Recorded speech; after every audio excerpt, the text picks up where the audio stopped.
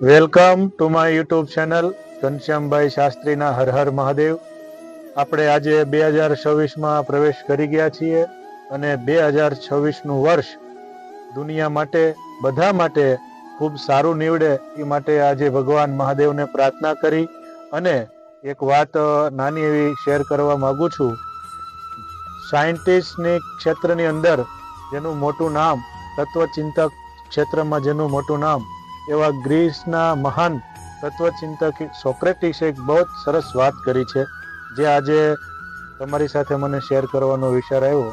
Socrates એક જગ્યાએ શાંત બેઠા હતા.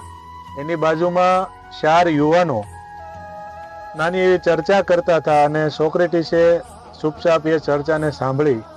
4 યુવાનોમાંથી પ્રથમ એક યુવાન એવું બોલ્યો કે મારે વૈજ્ઞાનિક બનવું છે અને દેશમાં વૈજ્ઞાનિક ક્ષેત્રમાં ખૂબ આગળ વધી અને દેશનું નામ રોશન કરવું છે અને સારી સારી નવી શોધ કરવી છે. બીજા યુવાને એવી વાત કરી કે મારે તત્વચિંતક બનવું છે અને આ દેશને નવું નવું ઘણું તત્વચિંતન આપવું છે. ત્યારે ત્રીજા યુવાને એવો વિચાર પ્રગટ કર્યો કે મારે સાહિત્યકાર બની નવા નવા સાહિત્યની શોધ કરી અને આ દેશમાં સાહિત્ય ક્ષેત્રમાં મારું નામ આગવું થાય એવા મારે પ્રયત્નો કરવા છે. આ વાત બહુ પણ સરસ છે.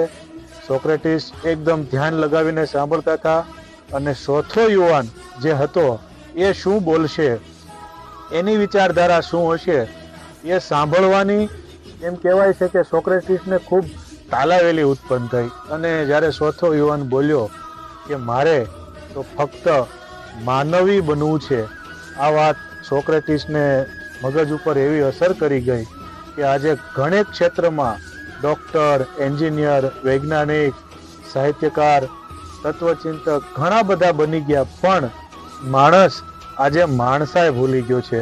તો કહેવાનો મારો પ્રશ્ન એ છે, કહેવાનો મારો અર્થ એ છે કે આજે માણસ બનીને એની માણસાઈથી આગળ વધે અને માણસ પોતાની જે માણસને એની કરવાની જે પ્રવૃત્તિઓ છે, એને જે દેશ માટે, દુનિયા માટે જે કરવાની પ્રવૃત્તિઓ છે એ એક માણસ બનીને કરે તો ખૂબ આનંદ થાય.